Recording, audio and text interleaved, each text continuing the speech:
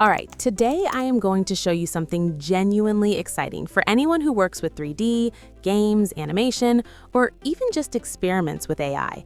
This is Vita3D, and the promise here is pretty bold, turning flat 2D images into production-ready 3D assets in seconds, without manually modeling, rigging, or animating anything.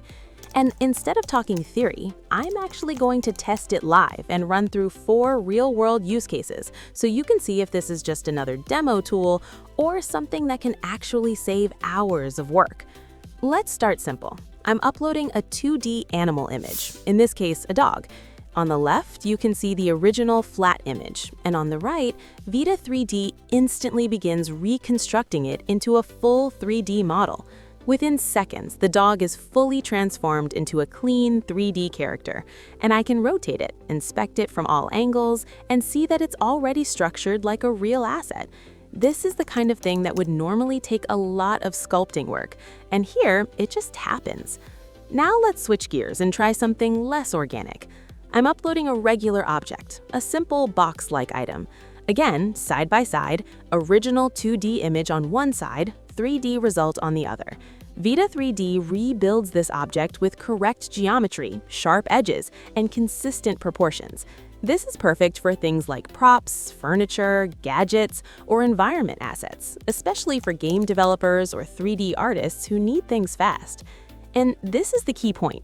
These aren't demo meshes. These are production-ready 3D assets, the kind you can directly take into your game engine or animation pipeline.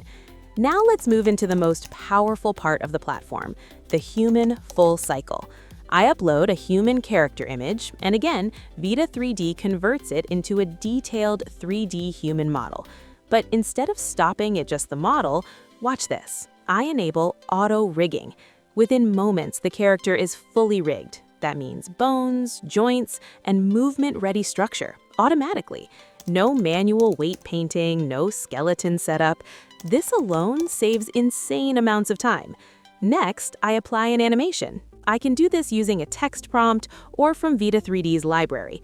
I select a motion, and the character immediately comes to life, walking, moving, and behaving naturally. This is the point where it really clicks. We've gone from one static 2D image to a fully animated 3D character in minutes. But there's one more feature that really pushes this into pro territory. Let's talk about video motion capture.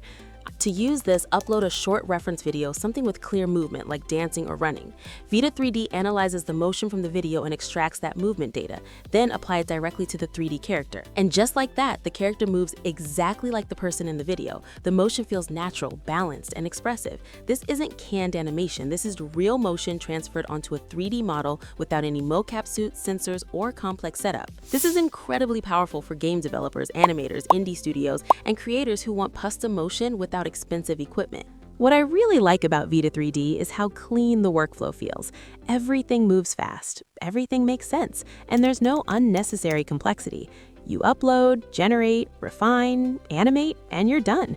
Instead of spending hours modeling, rigging, and cleaning meshes, you're jumping straight to creation. If you're into games, animation, or interactive content, this tool doesn't just save time, it opens up new creative possibilities when resources are limited. And even for pure experimentation, it's one of the fastest ways to go from an idea to a finished 3D character.